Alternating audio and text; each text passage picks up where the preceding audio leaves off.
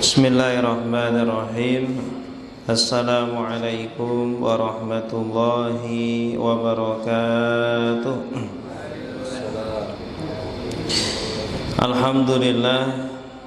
Alhamdulillahi rabbil alamin. Wa bihi nasta'inu ala umuri dunya waddin. Wassalatu wassalamu ala asyrafil anbiya'i wal mursalin Nabiyyina Muhammadin wa ala alihi wa sahbihi ajma'in, amma ba'du. Subhanaka la ilma lana illa ma 'allamtana innaka antal alimul hakim. Wa tub 'alaina innaka antat tawwabur rahim. Rabbi shrah li sadri wa yassir li amri wahlul 'uqdatam min lisani yafqahu qawli.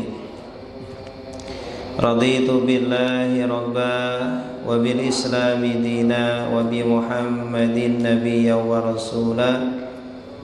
Rabbi zidni ilma warzuqni fahma, amin ya rabbal alamin.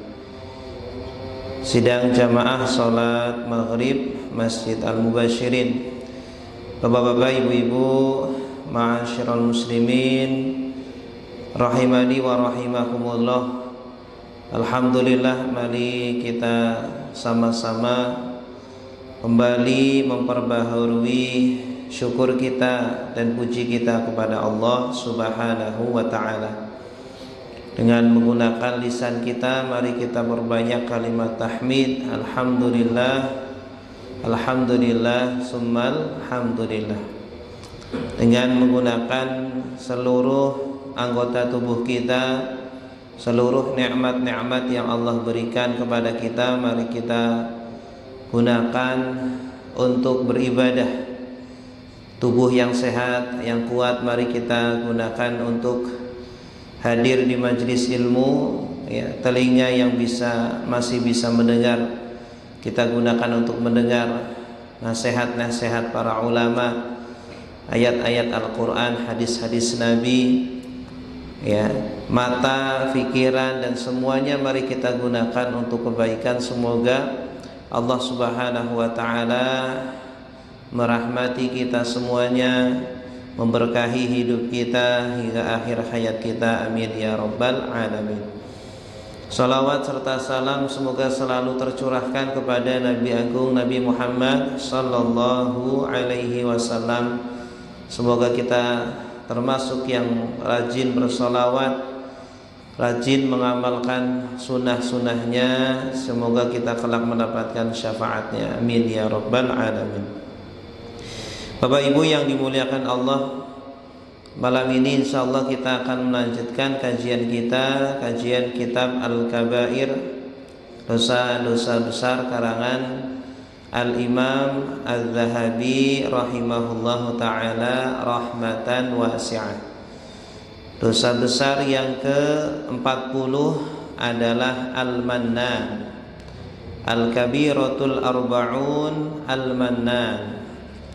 Al-Mannan artinya adalah orang yang mengungkit-ungkit kebaikannya, ya, orang yang membicarakan kebaikan-kebaikannya, ya. Kemarin kan saya sudah kasih kamu, ya, kemana sudah bisa saja. Ya, ini mannan, tidak boleh kita mengungkit-ungkit kebaikan yang sudah kita berikan. Baik itu kebaikan harta, ya, ataupun perbuatan kita, ya. Kalau kamu nggak saya bantu, kamu sudah masuk penjara, ya. Nah, ini kebaikan-kebaikan yang tidak boleh kita ungkit-ungkit lagi. Yang sudah, ya sudah, ya. Jadi konsepnya di dalam Islam itu kita tidak boleh mengungkit-ungkit apa yang sudah kita lakukan, kebaikan-kebaikan yang sudah kita lakukan. Kenapa? Karena menyakiti hati orang yang dibantu, ya. Orang yang diberi itu kalau diungkit lagi kebaikan kita, ya sakit hatinya, ya. Seolah-olah kita tidak ikhlas, ya. Jadi Al-Mannan ini bisa membatalkan, bisa menghilangkan pahala-pahala kita, ya, walaupun ketika kita melakukan ikhlas, tulus karena mengharapkan ridho dari Allah Subhanahu wa ta'ala, tetapi setelah itu diungkit-ungkit lagi, nah ini bisa membatalkan pahala yang awalnya sudah diterima oleh Allah, kemudian bisa menjadi batal. Bapak Ibu yang dimuliakan Allah, Al-Mannan ini termasuk maksiat lisan, ya. Lisan ini juga bisa bermaksiat, tidak hanya mata saja, tidak hanya telinga saja, tidak hanya tangan atau anggota tubuh yang lainnya, ya. Makanya Al-Imam Al-Ghazali menyebutkan dalam beberapa kitabnya ada maksiat-maksiat lisan, ya, disebutkan sama beliau A, B, C, D dan lain sebagainya. Maksiat-maksiat mata, maksiat-maksiat telinga, maksiat-maksiat tangan, kaki, dan seterusnya yang harus kita pelajari, Bapak Ibu, ya. Kalau kita nggak pelajari, bisa jadi kita melakukannya tapi tidak sadar. Kita melakukannya tapi tidak tahu. Kan nggak tahu, ya. Kalau nggak tahu tapi kita, ya, karena teledor, karena nggak mau ngaji, nggak mau belajar, ya tetap dosa. Ya, maka dari situlah menuntut ilmu itu wajib. Talabul ilmi fariidatun ala kulli muslimin. Menuntut ilmu wajib atas setiap muslim, ya, baik laki atau perempuan. Nah, Bapak Ibu yang dimuliakan Allah, Al-Mannan ini termasuk maksiat lisan. Maka lisan ini harus dijaga betul-betul, ya. Jangan mengucapkan kata-kata yang menyakiti orang lain. Orang yang mengungkit-ungkit kebaikannya menunjukkan kebusukan hatinya, ya. Orang yang mengungkit-ungkit sedekahnya, yang mengungkit-ungkit zakatnya, ya, atau wakafnya, atau pertolongannya kepada orang lain, ini menunjukkan kebusukan di dalam hatinya. Berarti ketika dia memberi, ya, memberi tidak 100% ikhlas mengharapkan imbalan dari Allah Subhanahu wa ta'ala, bisa jadi mengharapkan imbalan balik dari orang yang ditolong, ya. Padahal tidak boleh, ya. Kita menolong, ya udah murni ikhlas karena memang ingin mengharapkan imbalan dari Allah Subhanahu wa ta'ala, bukan karena ingin dibalas balik, ya. Kita nolong orang lain, kenapa? Karena nanti ketika kita susah agar ditolong orang lain. Nah, ini niat yang seperti ini perlu diperbaiki. Nah, Bapak Ibu yang dimuliakan Allah, Allah Subhanahu wa ta'ala mengkategorikan dosa Al-Mannan termasuk dosa besar, ya.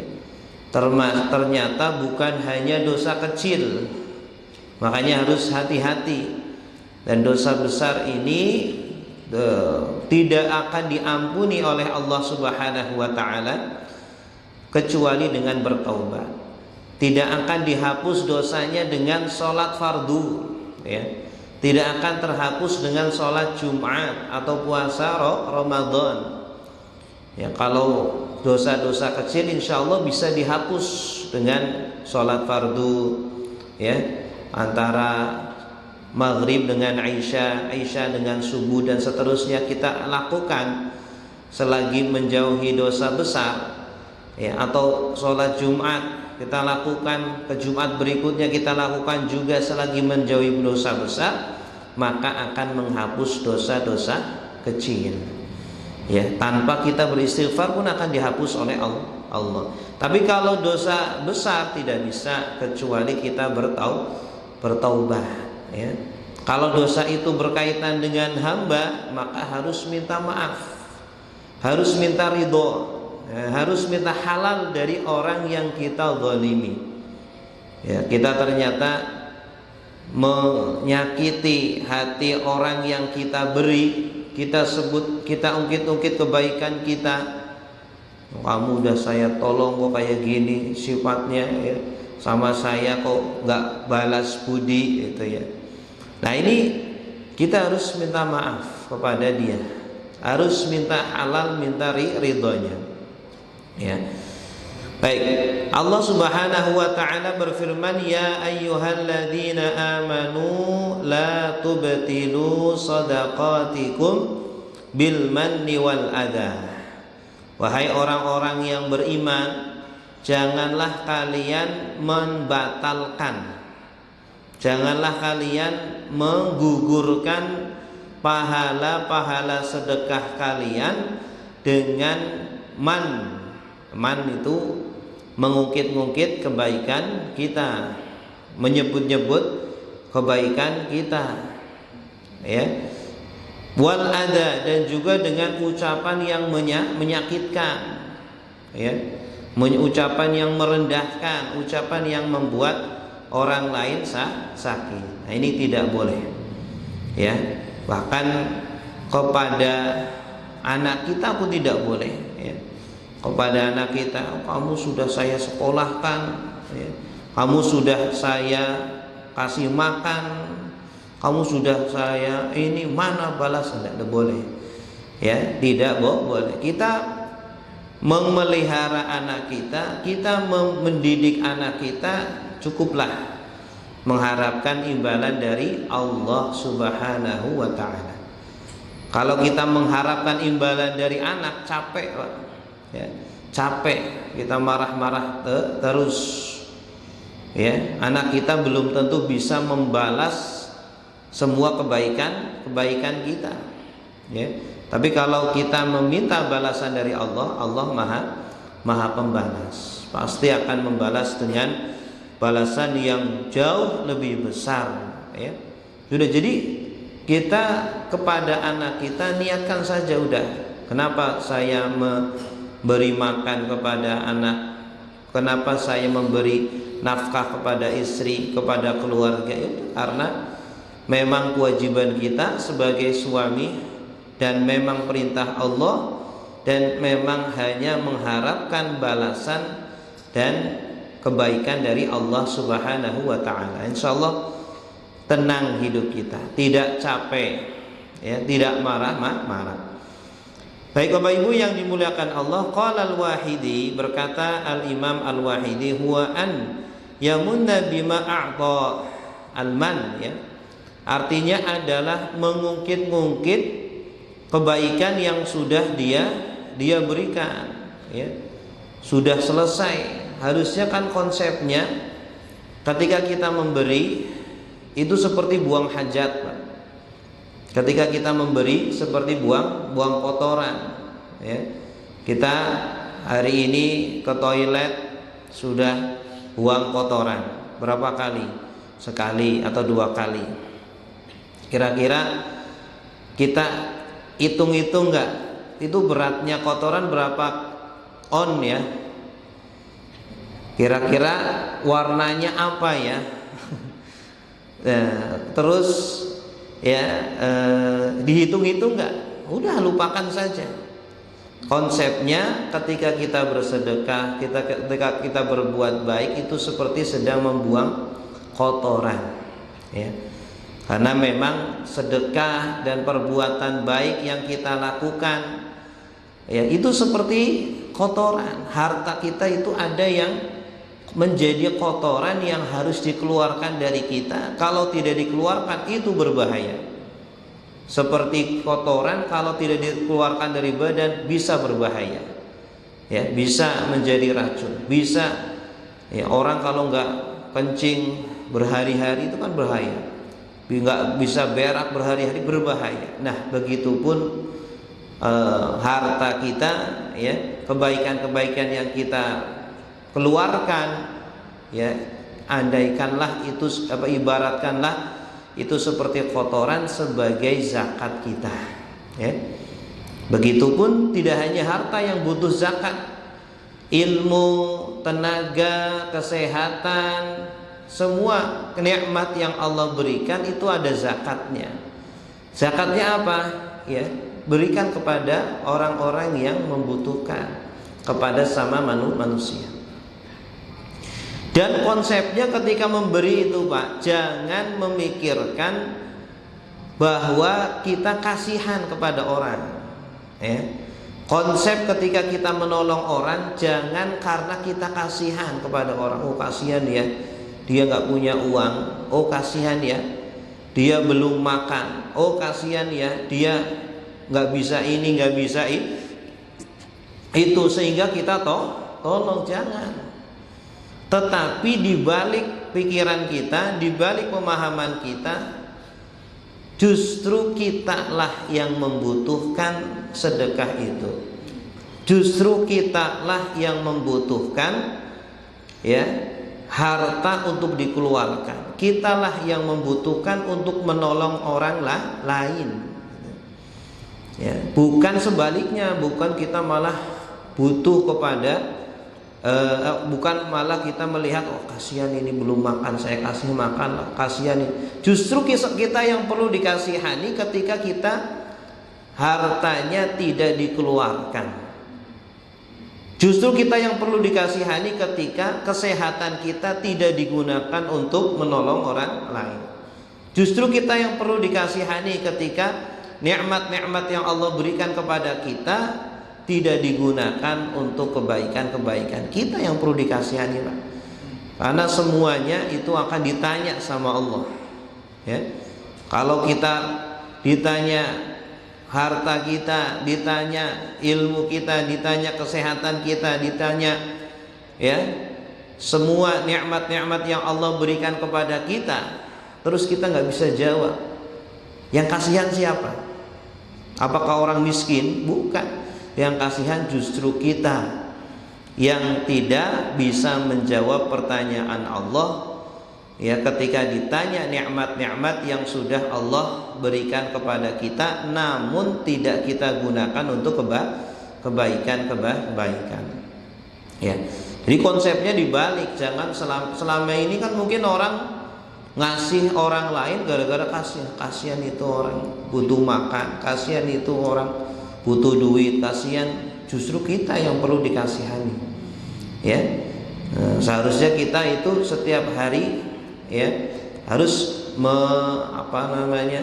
mencari pertolongan untuk diri kita. Hari ini kita itu sudah dapat pertolongan dari Allah berupa apa? Berupa menolong orang lain. Karena setiap pertolongan yang kita berikan kepada orang lain otomatis menjadi pertolongan Allah bagi kita. Otomatis itu, ya.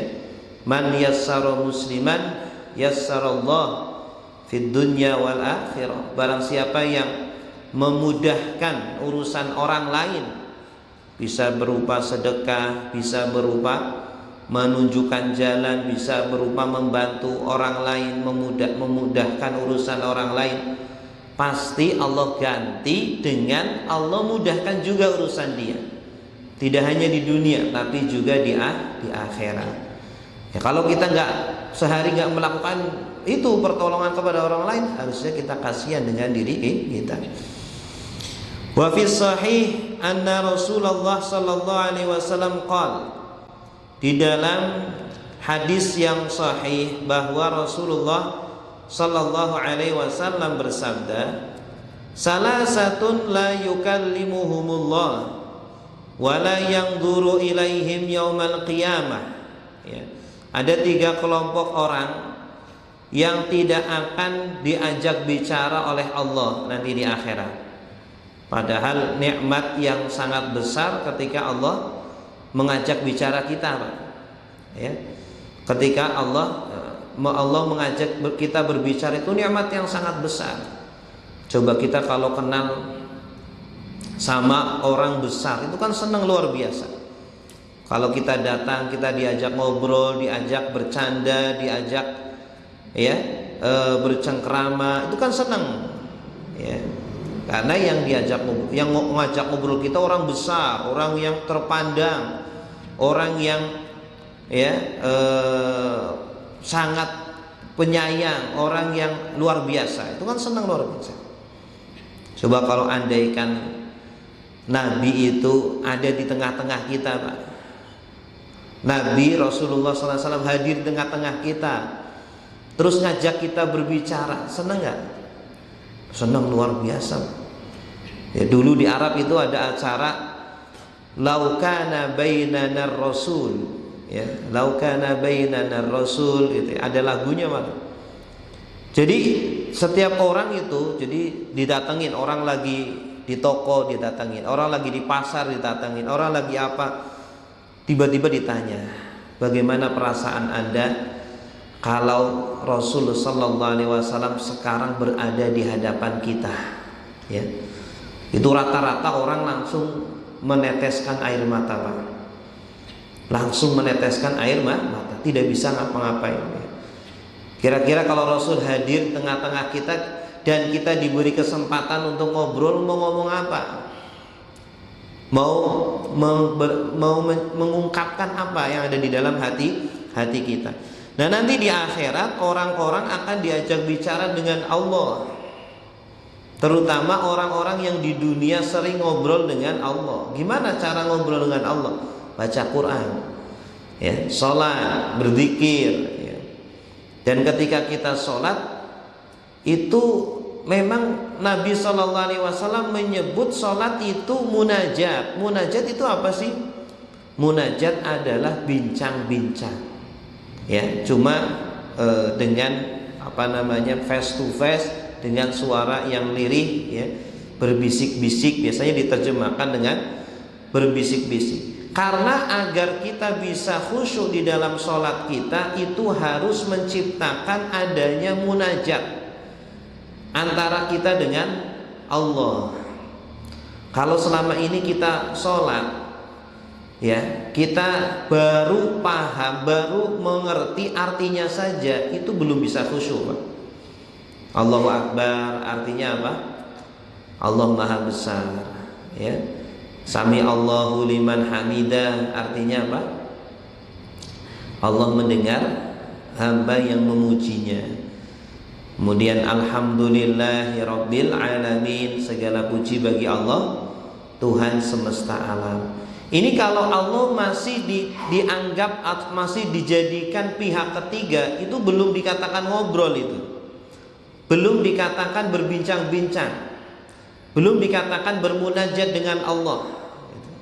Makanya ketika sholat kita tidak, maka ketika sholat Allah tidak hadir di hati kita, karena tidak kita hadirkan. Padahal ketika kita sholat harusnya kita menghadirkan Allah Subhanahu wa ta'ala, ya. Makanya ketika kita sholat, ya, bacaan-bacaan sholat yang kita baca, ya, itu harus ditadaburi, harus dihayati, harus dijiwai dengan apa? Dengan menjadikan Allah sebagai pihak kedua. Karena Nabi sendiri yang mengatakan as-sholatu munajah, sholat itu bermunajat. Munajat itu apa? Berbincang-bincang. Di sholat itulah kesempatan kita mencurahkan keluh kesah kita. Di sholat itulah kita kesempatan untuk curhat kepada Allah. Di sholat itulah kesempatan kita untuk bisa bercengkrama dengan Allah, ya. Tidak hanya kita mulut kita berbicara Allahu Akbar, sami Allahu liman hamid, alhamdulillah, hanya sekedar mulut saja, hanya sekedar gerakan tubuh saja, pikiran dan hati tidak sholat. Makanya kita bertahun-tahun sholat tapi belum merasakan manisnya sholat, belum merasakan nikmatnya sholat, ya. Imam terlalu panjang dikit saja protes, ya. Sholat tarawih masjid ini 30 menit, masjid yang satunya 31 menit, milih yang mana, Pak? 30 atau 31? 30. Padahal hanya beda satu menit ini. Ya, tapi orang yang sudah sholat dengan hatinya, orang yang sudah sholat dengan pikirannya, dia lebih memilih yang panjang, yang lama. Ya, ibarat orang kalau dikasih kesempatan, ya, kamu mau haji atau mau umroh, harganya sama nih, sama-sama 30 juta. Yang satu 9 hari, yang satu 15 hari, sama-sama harganya 30 juta. Milih yang mana, Pak? Yang 15 hari kan, pasti kita harusnya seperti itu. Kita ciptakan rasa kenikmatan di dalam sholat. Makanya bagaimana cara menikmati sholat, harus dijadikan Allah sebagai pihak kedua. Gimana caranya? Allahu Akbar, Allah Maha Besar. Jadikan Allah pihak kedua. Ya Allah, Engkaulah yang Maha Besar. Ya Allah, Engkaulah yang Maha Besar kekuasaanmu. Engkau Maha Besar rahmatmu, Engkau Maha Besar azabmu. Ya Allah, ya Allah, dunia yang selalu saya pikirkan, pekerjaan-pekerjaan, bisnis, perdagangan, keluarga, itu sangat kecil, itu sangat remeh. Ya Allah, Engkaulah yang Maha Besar, Engkaulah yang seharusnya saya dahulukan. Ya Allah, bukan dunia-dunia, bukan kesibukan dunia tidak ada habisnya. Itu. Makanya ketika kita sholat, buang semuanya, Pak. Keluarga dibuang, bisnis dibuang. Maksudnya bukan dibuang, ditinggalkan, tapi apa? Disingkirkan dulu. Ya, yang tidak ada yang lebih penting, tidak ada yang lebih prioritas kecuali Allah saja. Makanya lafadznya Allahu Akbar. Tujuannya agar kita fokus. Kalau sholat kok masih gak fokus, masih memikirkan dunia, masih memikirkan pekerjaan, masih memikirkan hutang, masih memikirkan perdagangan, berarti dunia itu lebih besar daripada Allah. Berarti lisan dengan hati tidak sinkron. Tidak sinkron. Nah ini, jadi semua lafaz-lafaz bacaan sholat harus digitukan. Allahu Akbar, Alhamdulillahirabbil alamin, sampai waladhdallin bacaan suratmu, sampai salam, Assalamualaikum warahmatullahi. Sayangnya itu sholat khusyuk itu nggak ada kurikulumnya di sekolah atau di kuliah, Pak. Sehingga kebanyakan kita nggak pernah belajar ilmu sholat khusyuk. Padahal sholat khusyuk itu ada ilmunya. Dan ilmu yang pertama, ilmu yang pertama yang akan Allah cabut dari umat Nabi Muhammad adalah ilmu khusyuk. Inna awwala ma yunza'u min ummati al-khusyuk. Awwalu syai'in yunza'u min ummati al-khusyuk.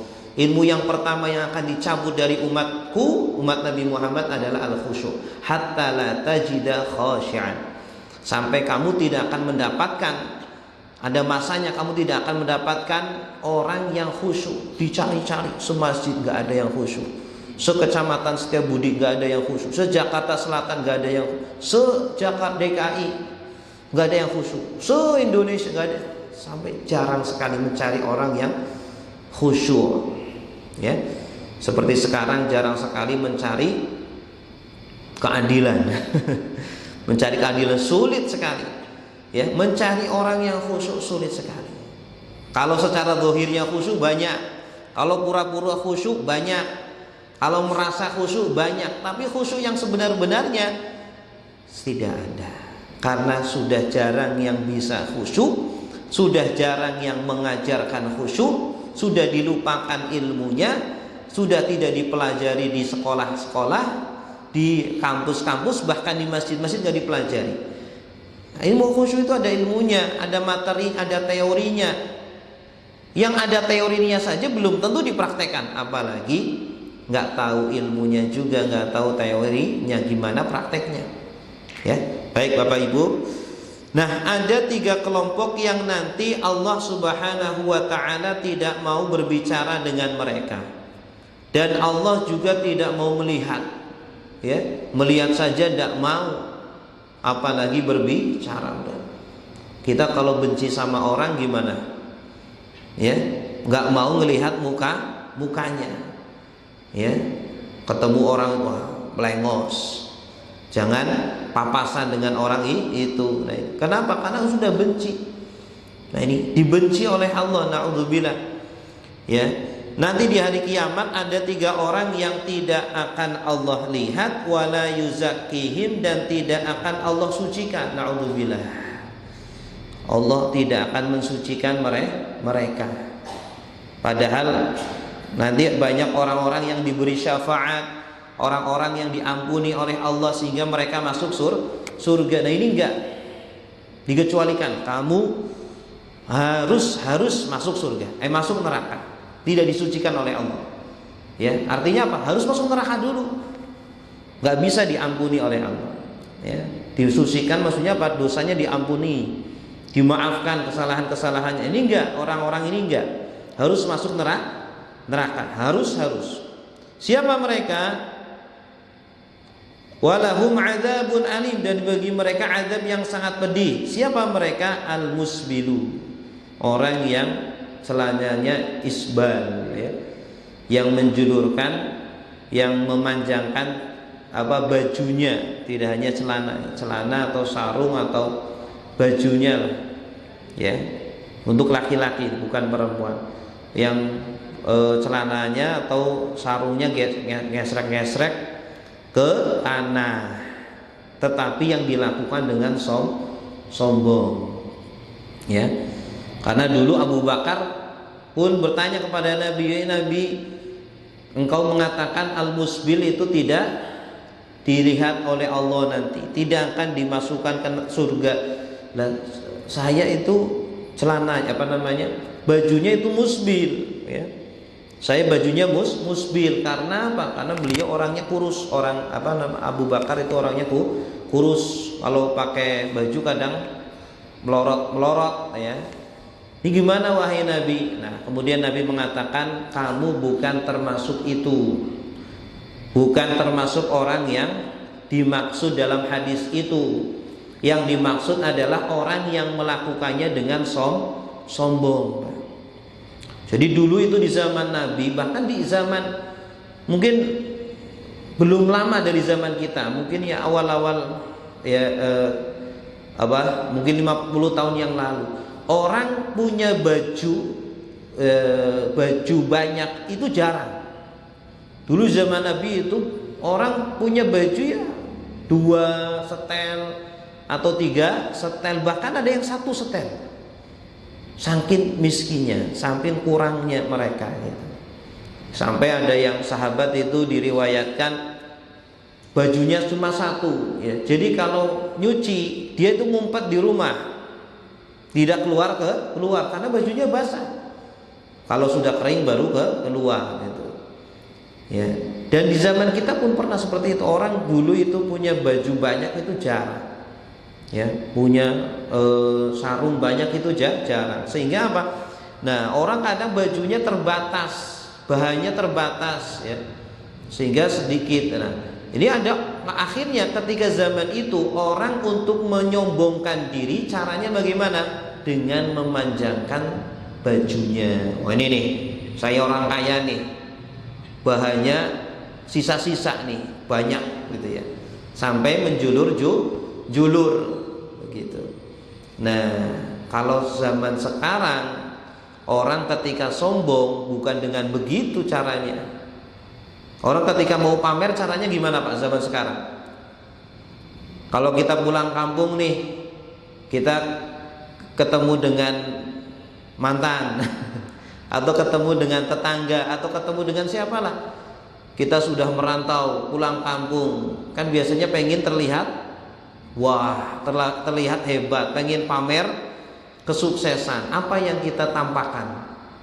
Kira-kira baju yang delawer, apa itu istilahnya? Ke tanah-tanah atau yang lain? Ya, kita lihatkanlah iPhone kita. Wih, ini iPhone terbaru nih, harganya 12 juta nih. Ini mobil terbaru ini. Ini baju mahal nih, ya, ada sutranya nih. Naudzubillah. Nah, ini jadi yang menjadi titik berat adalah kesombongannya. Makanya Allah Subhanahu wa taala tidak melihat. Makanya Majelis Tarjih Muhammadiyah ya dalam fatwanya itu ya memandang hadis itu maksudnya yang musbil yang diharamkan oleh Nabi adalah yang melakukan dengan kesombongan ya.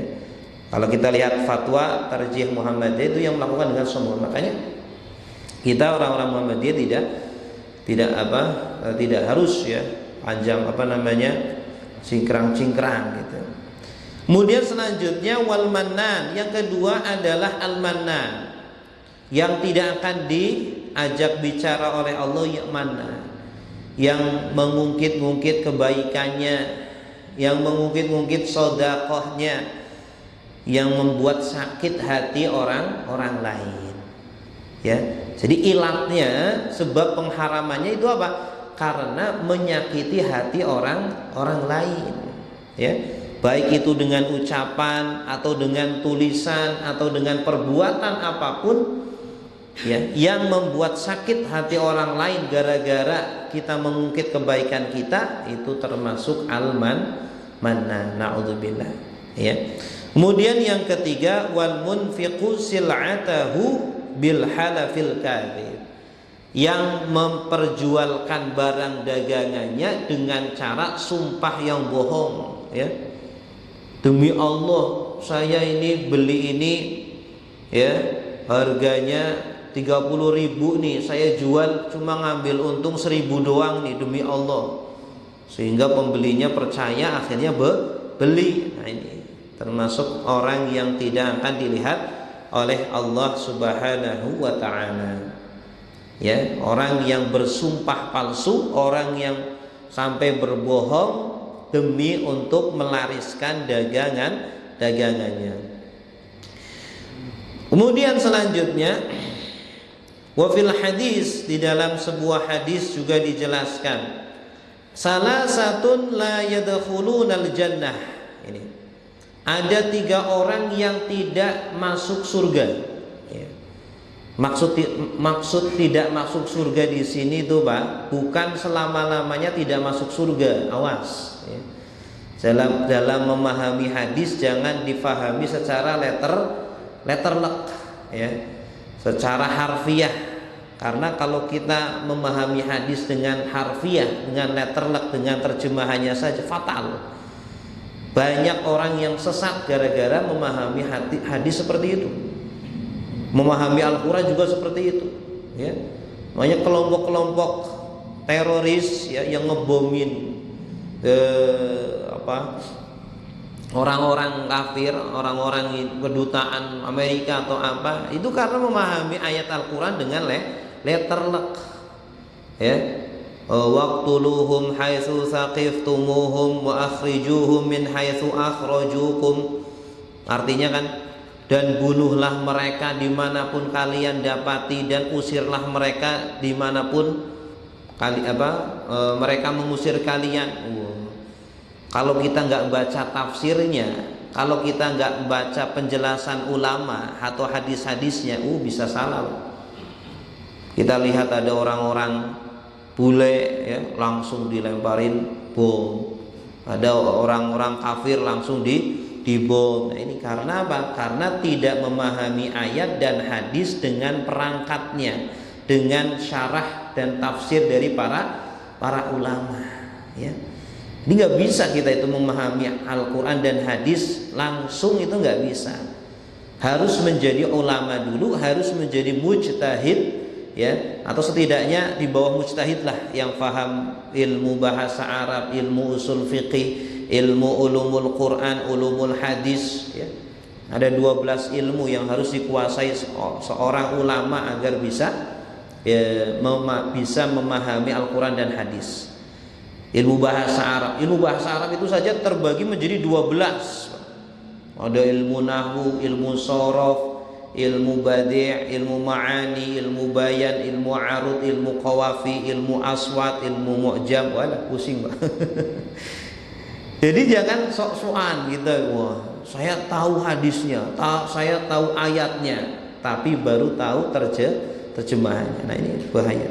Nah, tidak akan masuk surga maksudnya adalah dia tidak akan masuk surga ketika orang-orang masuk surga. Orang-orang diberi syafaat, orang-orang diberi ampunan, orang-orang disucikan sama Allah, dosa-dosanya silakan kalian masuk surga. Nah, ini tidak diampuni oleh Allah. Kamu harus dicuci dulu di neraka. Itu. Siapa? Al-aquli walidayhi, yaitu orang yang durhaka kepada kedua orang tuanya. Anak yang durhaka kepada ayah atau ibunya. Ini tidak akan diampuni oleh Allah, tidak akan dimasukkan langsung ke surga, tapi dimasukkan ke neraka terlebih dahulu. Orang-orang pada masuk surga, dia ntar dulu kamu masih punya tanggungan. Kamu di dunia durhaka kepada orang tuamu. Ini al-aquli walidayhi. Makanya sebelum orang tua kita meninggal, sebisa mungkin kita minta maaf. Sebisa mungkin kita minta ridho, ya. Sebisa mungkin kita mendapatkan halal orang tua. Ya Allah, ya Rasul, wahai Bapak Ibu, tolong halalkan saya, ridhoi saya, ya. Kalau saya pernah berucap salah, berbuat salah, menyakiti, ya, jangan sampai. Nah, kalau sudah meninggal gimana? Ya bisa kita dengan cara beristighfar kepada Allah untuk orang tua kita, bersedekah atas nama orang tua kita, ya. Insyaallah dengan begitu juga akan menjadikan kita anak yang soleh, karena ada tiga hal yang pahalanya tidak akan putus-putus. Diantaranya adalah waladun solihun yad'ulah, anak yang soleh yang terus mendoakan kepada orang tuanya. Jadi kalau kita ingin dikatakan anak soleh, lihat saja diri kita. Kita sering mendoakan orang tua atau tidak? Ya. Kalau sering mendoakan orang tua, kalau sudah meninggal diziarahi, kuburannya didatangi, ya. Jangan dibiarin begitu saja. Karena dalam satu riwayat di dalam kitab Ar-Ruh karangan Ibnu Qayyim Al-Jauziyah, ya, orang yang sudah meninggal itu ketika didatangi oleh kita itu merasakan hal yang sama seperti ketika masih hidup. Kalau kita masih hidup, anak kita silaturahmi ke kita senang nggak Pak? Senang luar biasa. Alhamdulillah anak saya masih peduli, ya. Anak saya datang silaturahmi sama anak-anaknya, cucu kita datang, senang luar biasa.